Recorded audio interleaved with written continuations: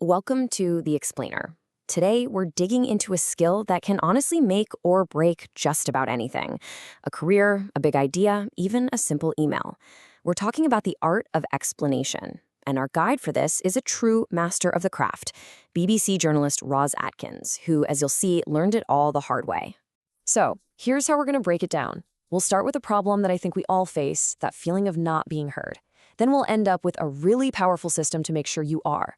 We'll look at the core principles, the actual process, and see some solid proof of just how well it all works. Okay, let's kick things off with a problem that pretty much defines our modern world. We're living in this era of just constant information overload, where the fight for anyone's attention is just fiercer than ever. You could call it the age of misunderstanding, because getting your point across, really cutting through the noise, feels next to impossible sometimes. I mean, we've all been there, right? You get that sinking feeling in a meeting when you see people's eyes start to glaze over. Or that frustration when you send a really critical email and get nothing back. Crickets. It's this constant battle of feeling like you're just not connecting. And you know what? That feeling? It's not just in your head. The data absolutely backs it up. Take this number for example. 28%. That is how much of the work week the average professional spends just on email.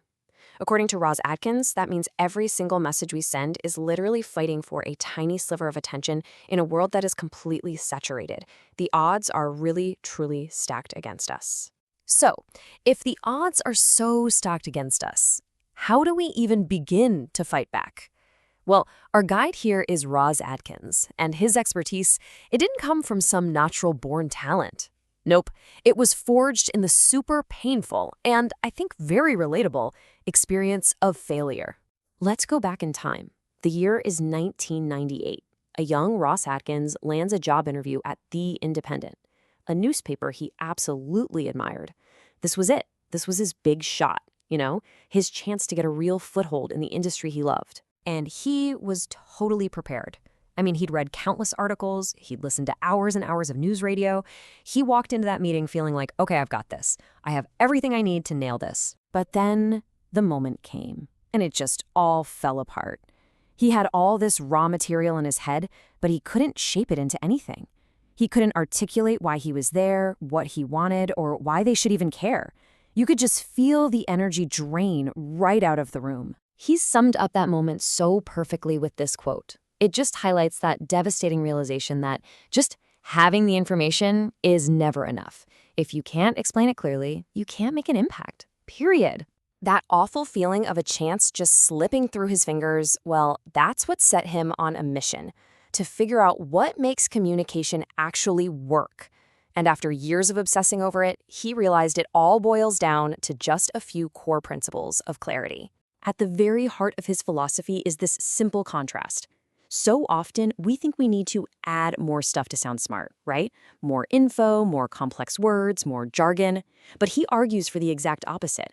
The real goal is to remove the obstacles, the clutter, the fluff, so that all you're left with is radical simplicity and only the most essential details. This piece of advice from Atkins's colleague, Alan Little, really just nails it. Simplicity and clarity, they aren't about dumbing things down. Not at all. They're about precision. It's about having the discipline to get your own thinking straight so you can make your words just as straight. Okay, so how do we actually put these principles into practice? This is where it gets really good. Atkins developed a system that turns the so-called art of explaining into a repeatable craft, a process that anyone can follow. So his whole method really breaks down into these 4 phases. First, the setup. You've got to be crystal clear on what you want to achieve and who you're talking to. Then comes the really hard part. Find and distill. This is where you gather everything, and then you have to be absolutely ruthless, cutting anything that isn't essential. After that, you organize those core pieces into a logical story. And finally, you tighten up every single word and deliver it with real conviction. So the big question is, does this system actually work? Well, let's take a look at 2 major projects from the BBC that prove just how powerful a clear explanation can be in the real world. First up is the 50-50 project. It started with a goal that pretty much everyone agreed was important, getting equal representation of women in journalism, but that a lot of people felt was basically impossible. To even get it off the ground, Atkins had to persuade some very busy teams to take on a whole new way of working. And the key to it all was a simple, clearly explained system of self-monitoring. That's it. Teams just started counting. This simple chart, it wasn't an accusation, it was a tool. It made this big, abstract goal visible, tangible, and suddenly achievable. And the result of that clarity? I mean, just look at this number. That little experiment has now been adopted by organizations in over 30 countries. That is the kind of massive real-world impact that can start with just one simple, clearly explained idea. All of this brings us to one final, really powerful idea. Seriously, if you remember nothing else from this, remember this metaphor. It captures the entire goal of this whole process. Think about it like this. Your idea, your message, it's already there. Your job as an explainer isn't to build some brand new complicated thing. It's simply to remove the smudges, the dirt, the distractions, so the idea itself can shine right through. You're not an architect, you're just cleaning the window. And so that's what I want to leave you with, that one final question.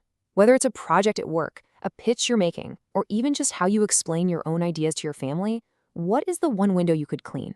Where could a little bit more clarity make all the difference for you?